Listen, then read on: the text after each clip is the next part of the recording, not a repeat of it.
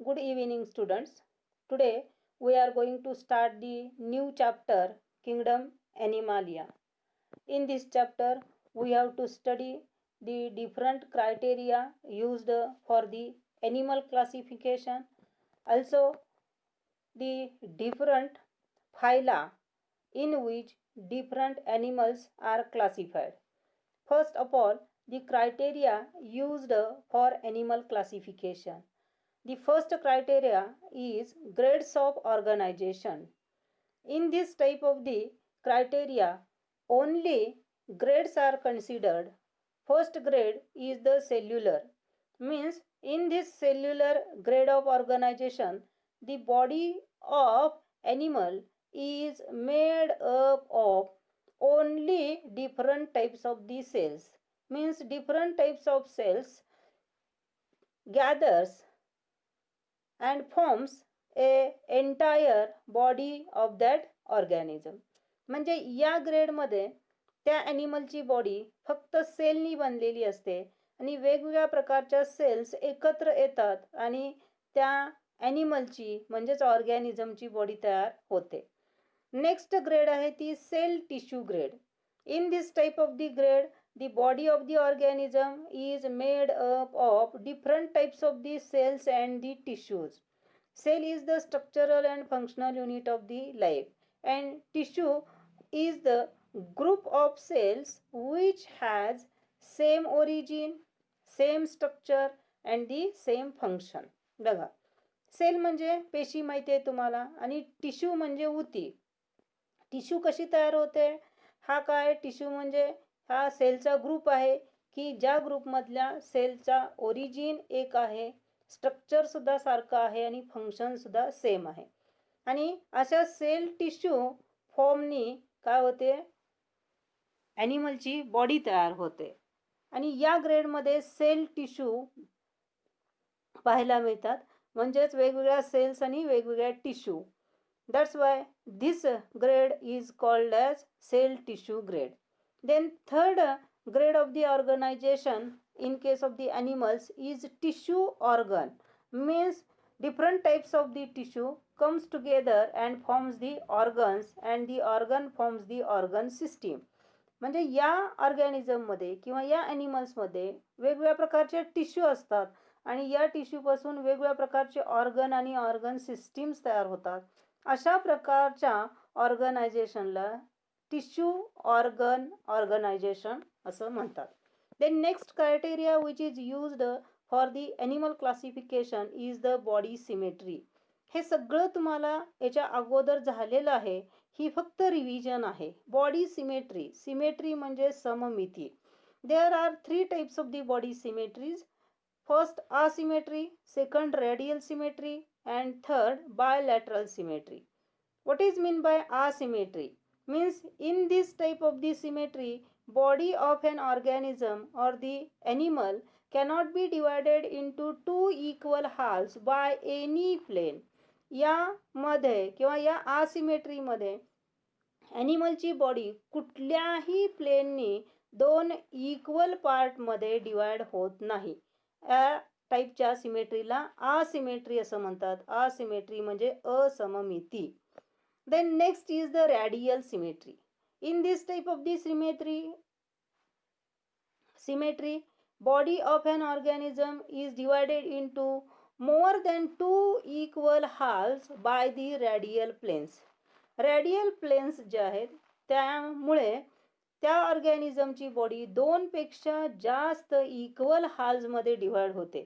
म्हणजे 2 पेक्षा जास्त समान भाग रॅडियल प्लेननी त्या बॉडीचे पडतात आणि त्या सिमेट्रीला म्हणतात रॅडियल सिमेट्री. रॅडियस म्हणजे त्रिज्या. त्रिज्या ज्या आहेत, रॅडाय आहेत, यांच्यातून जर प्लेन काढले ते रॅडियल प्लेन्स असतात आणि त्यामुळं काय होतात? एकाच ॲनिमल बॉडीचे 2 पेक्षा जास्त इक्वल हाल्स तयार होतात. त्याला रॅडियल सिमेट्री असं म्हणतात. Then third is the bilateral symmetry. Bi means 2. Bilateral symmetry. In this type of the symmetry, body of an organism or the animal can be divided into 2 equal halves by a vertical plane or the longitudinal plane. उभं plane आहे, vertical plane आहे, longitudinal plane आहे आणि या vertical प्लेननी ॲनिमलची body दोन equal हाल्समध्ये डिवाइड होते. त्याला म्हणायचं आहे bilateral symmetry. Bilateral symmetry means द्विपार्श्व सममिती. Then see here the diagrams of the asymmetrical, radially symmetrical and the bilateral symmetrical animal. See here, this is the asymmetrical animal or the organism. The body of this animal cannot be divided into two equal halves by any plane. कसंही plain काढलं, radial plain असू दे, longitudinal असू दे किंवा transverse असू दे, या प्लेननी याची body दोन equal पार्टमध्ये डिवाइड होत नाही, म्हणून यांना असिमेट्रिकल ॲनिमल्स म्हणायचं आहे. And that symmetry is the asymmetry. आणि examples of the asymmetrical animals are the sponges. वेगवेगळ्या प्रकारचे स्पॉन्जेस आहेत, पोरीफेरन ॲनिमल्स आहेत, आपण ते नंतर डिटेल शिकणार आहोत. Then this is the radial symmetry in which the radial planes divides the body of that animal in more than two equal halves. हे दोन पेक्षा जास्त इक्वल हाल्सनी काय होते, बॉडी डिवाइड केली जाते, त्याला म्हणायचं आहे रेडियल सिमेट्री. त्याचे जे एक्झाम्पल्स आहेत रेडियल सिमेट्रीचे ते जेलीफिश आहे, नंतर सायकॉन आहे. हे जे आहे ते काय रेडियली सिमेट्रिकल ॲनिमल्स आहेत. Then third is the bilateral symmetry in which body is divided into two equal halves by vertical plane. बघा, हे वर्टिकल प्लेन आहे, म्हणजेच लॉन्जिट्युडिनल प्लेन आहे, म्हणजेच उभं आहे. इथं फ्लाय दाखवलेली आहे, हाऊस फ्लाय आहे, आणि याची जी बॉडी आहे ती काय आहे, दोन इक्वल हाल्वमध्ये डिवाइड होते, right part and the left part. That's why it is the bilateral symmetry.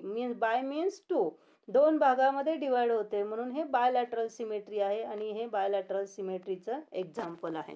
We are also bilateral symmetrical animal. बघा, आपली सुद्धा बॉडी अशा व्हर्टिकल प्लेननी डिवाइड केली तर राईट आणि लेफ्ट पार्टमध्ये डिवाइड होते. Different types of the animals, amphibians आहेत, बर्ड्स आहेत, मॅमल्स आहेत, हे सगळे ॲनिमल्स बायलॅटरल सिमेट्रिकल आहेत. म्हणजे त्यांची बॉडी कशी आहे, बायलॅटरल सिमेट्रिकल आहे, त्यांच्यामध्ये बायलॅटरल सिमेट्री पाहायला मिळते. Then next criteria used for animal classification is the body cavity. On the basis of body cavity animals are classified into three groups. These are acoelomate, then pseudocoelomate and the coelomate. First, acoelomate. In this type of the organisms or the animals, body cavity is absent. म्हणजे body cavity नसते, absent असते. What is mean by body cavity first? Body cavity means the coelom. It is the space between the plural membrane and the visceral membrane. Visceral आणि plural membrane मधली जी cavity आहे त्याला म्हणायचं आहे body cavity. It is also called as coelom. म्हणजे बघा, आपलं जे बॉडी वॉल आहे त्यातलं इनर मेम्ब्रेन त्या बॉडी वॉलचं त्याला म्हणायचं आहे प्लुरल मेम्ब्रेन. आणखी त्याच्या आतमध्ये जे वेगवेगळे ऑर्गन्स आहेत त्या ऑर्गन्सच्या सगळ्यात बाहेरचं आउटर मोस्ट जे कव्हरिंग आहे, आउटर मोस्ट लेअर आहे, ती आहे visceral layer or the visceral membrane. And the space between the visceral membrane and the plural membrane is called as body cavity or the coelom. And in this type of the animals body cavity is absent. त्यांच्यामध्ये body cavity नसते. Example इथं घेतलेलं आहे ते आहे tapeworm. म्हणजेच teller जे tape वापरतात त्या टेपसारखी याची बॉडी आहे, म्हणून याला टेपवर्म म्हणतात. झुऑलॉजिकल नेम आहे टेनिया सोलियम. आता याची जी बॉडी आहे टेपवर्मची, याच्यामध्ये बॉडी कॅव्हिटी अब्सेंट असते. अनदर एक्झाम्पल आहे ते लिव्हर फ्लूक आहे. Then next type is the pseudocoelomate. Pseudo means false and coelom means body cavity. In this type of the animals body cavity is false. म्हणजे body cavity खोटी असते, म्हणजे true body cavity is absent.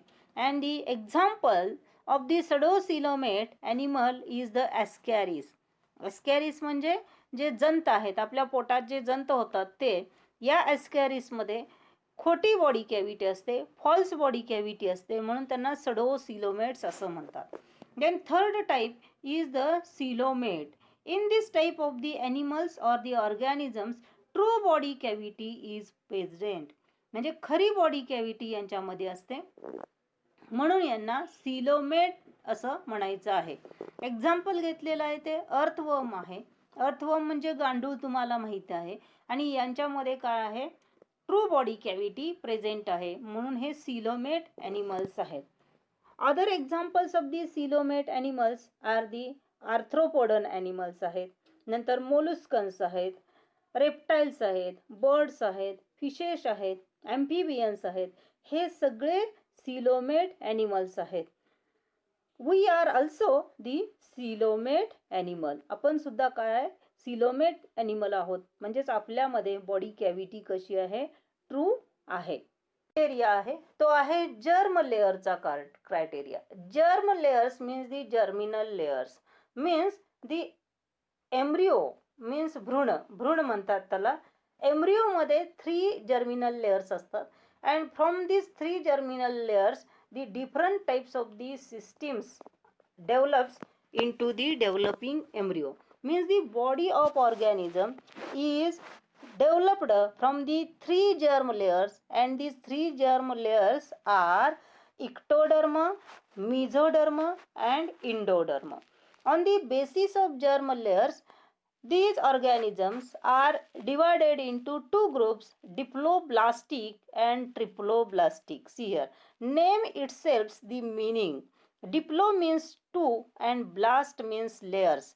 ज्यांची body 2 लेअरनी बनलेली आहे त्यांना diploblastic म्हणायचं आहे. The diploblastic organisms or the animals has the 2 germinal layers, and body is made up of 2 germ layers, and these germ layers are nothing but the ectoderm and endoderm. Ecto means outermost layer and endo means innermost layer.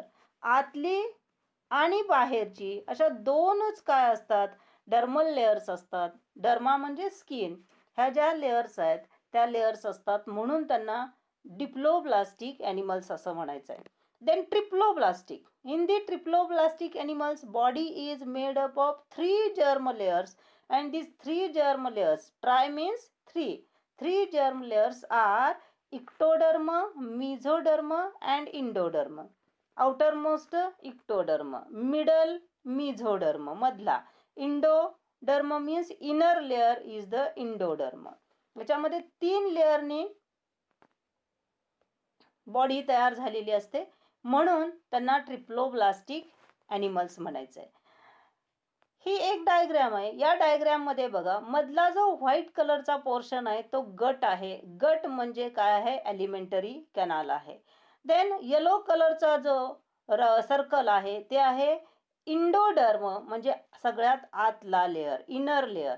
Green कलरचा आहे तो मिझोडर्म, म्हणजे middle layer, germinal layer. आणि outer most जी blue कलरची layer आहे ती आहे ectoderm, म्हणजे आउटर मोस्ट लेअर. आता याच्यामध्ये बघा, हे डिप्लोब्लास्टिक ऑर्गॅनिझम्स आणि हे ट्रिप्लोब्लास्टिक ऑर्गॅनिझम्सचा टीएस आहे. आता याच्यामध्ये बघा, डिप्लोब्लास्टिक मध्ये फक्त आउटर इक्टोडर्म जो ग्रे कलरचा आहे तो प्रेझेंट आहे. आणखी इनर जे ऑरेंज कलरचा लेअर आहे ती आहे endoderm.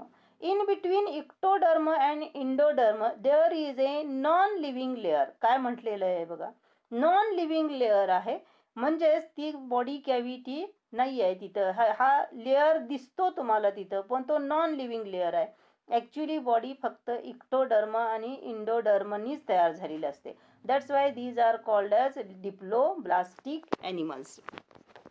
Then in case of the triploblastic animals, 3 germinal layers are present. Outer gray colored ectoderm, then middle green colored mesoderm and inner orange colored endoderm. अशा 3 लेअरनी काय झालेली आहे, बॉडी तयार झालेली आहे. म्हणून हा क्रायटेरिया कोणता आहे, ट्रिप्लोब्लास्टिक आहे. आणि त्या ॲनिमलला ट्रिप्लोब्लास्टिक ॲनिमल्स असं म्हणतात. देन नेक्स्ट क्रायटेरिया जो आहे तो आहे segmentation. What is mean by segment? Segment means the small bits or the fragments. Segments म्हणजे काय? छोटे छोटे तुकडे. आणि याच्यावरून ॲनिमल्स दोन टाईपमध्ये डिवाइड केलेले आहेत, unsegmented animals and the segmented animals, or the unsegmented body or the segmented body. In the unsegmented body of the organism is not divided into many small segments or the fragments. ऑर्गॅनिझमची body अनेक सेगमेंटमध्ये divide केली जात नाही. बघा, example मी इथं तुम्हाला photograph share केलाय, तो आहे स्नेलचा म्हणजेच गोगलगायचा. याची जी बॉडी आहे ती अशी बारच्या छोट्या छोट्या तुकड्यांनी तयार झालेली नाही. बॉडी कशी आहे? एंटायर आहे. That's why it is the unsegmented animal. Then next is the segmented. Means in this type, body of an organism is divided into many small segments or the fragments. अनेक सेगमेंटनी अनेक फ्रॅगमेंट्सनी ही body तयार झालेली असते. त्याचं example इथं घेतलेलं आहे earthworm. Earthworm म्हणजे गांडूळ. आता तुम्हाला सगळीकडे बाहेर मध्ये मध्ये पाऊस पडतोय, त्यामुळं ओलसर ठिकाणी हे जे गांडूळ आहेत म्हणजेच अर्थवर्म आहेत ते पाहायला मिळतील. त्यांची बॉडी बघितली तर त्यांच्या बॉडीवरती अशा आडव्या आडव्या अशाच्या रेषा आहेत. हे जे आहेत ते सर्क्युलर फॉर्म्स आहेत, सर्क्युलर बीट्स आहेत. हे जे आहेत ते त्याचे सेगमेंट्स आहेत. Means body is divided into many segments. जवळजवळ 120 सेगमेंटनी ही बॉडी तयार झालेली असते अर्थवर्मची. म्हणजेच ज्यांची बॉडी सेगमेंटनी तयार झालेली असते त्यांना सेगमेंटेड ॲनिमल्स म्हणायचं आहे. आणि तो क्रायटेरिया कोणता आहे? सेगमेंटेड. आणि दुसरा आहे तो unsegmented, in which body is not divided into many small segments of the fragments. या अगोदर आपण वेगवेगळे क्रायटेरिया बघितलेले आहेत ॲनिमल क्लासिफिकेशनचे. त्याचाच यूज करून ॲनिमलची बॉडी जी आहे ती कशा पद्धतीची बनलेली आहे, त्याचे प्लॅन्स कोणते आहेत ते ठरवलेले आहेत. First is the cell aggregate plan. The name itself suggest the meaning of the plan. Cell means पेशी and aggregate means aggregation or collection. Means in this type of the body plan, cell aggregates or collects, comes together and forms a entire body of that animal. Means cells do not forms tissue or the organ. या पद्धतीच्या body plan मध्ये वेगवेगळ्या प्रकारच्या cells एकत्र येतात आणि त्या cells एकत्र येऊन ॲनिमलची बॉडी तयार होते. But these cells do not forms tissue or organ. त्या सेल्स टिश्यू तयार करत नाहीत, ऑर्गन तयार करत नाहीत. म्हणजे त्यांच्यापासून उती तयार होत नाहीत, ऑर्गन्स म्हणजे अवयव तयार होत नाहीत. फक्त वेगवेगळ्या प्रकारच्या सेल्स एकत्र येतात आणि त्या ऑर्गॅनिझमची म्हणजेच त्या ॲनिमलची बॉडी तयार होते. In this type of the body plan there is minimal differentiation. अतिशय कमी फरक असतो, कमी डिफरन्शिएशन असतं सेल स्ट्रक्चरमध्ये. And they shows the division of labors. Means these cells shows the division of labor. म्हणजे त्यांच्यामध्ये काय असते? कामाची विभागणी असते. अतिशय थोडा फरक असणाऱ्या ह्या ज्या सेल्स आहेत त्या सेल्स एकत्र येतात, ॲनिमलची बॉडी तयार होते आणि या सेलमध्ये कामाची विभागणी केली जाते. म्हणजे त्या सेल्स वेगवेगळी कामं आपापसात वाटून घेतात. Example of this body plan is the members of phylum Porifera. Phylum Porifera मधले जे मेंबर्स आहेत म्हणजे जे ॲनिमल्स आहेत त्यांच्यामध्ये सेल ॲग्रिगेट प्लॅन पाहायला मिळतो. पोरीफेरा मध्ये कोणते मेंबर्स आहेत तर स्पॉन्जेस आहेत. And the body of the sponges shows the numerous pores. म्हणजे भरपूर असे काय दिसतात त्याच्यामध्ये छिद्र असतात, सछिद्र असते बॉडी. आणि यामध्ये फक्त सेल्स काय होतात? ॲग्रिगेट होतात, एकत्र येतात आणि त्या ॲनिमलची बॉडी तयार होते. फायलम पोरीफेराचे डिटेल्स आपण लॅटर ऑन पाहणार आहोत. This is the body plan of the cell aggregate body plan. See here in this type only different types of the cells gathers and forms a entire body of the organism. ह्या cells फक्त एकत्र आलेले आहेत, आणखी त्यांनी body तयार झालेली आहे.